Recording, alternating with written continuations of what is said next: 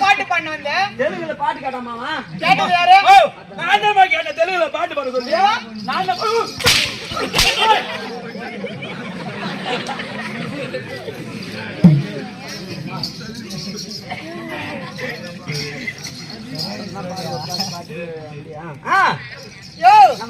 என்னோட ரேட்டு தெரியுமா உனக்கு? ஐயோ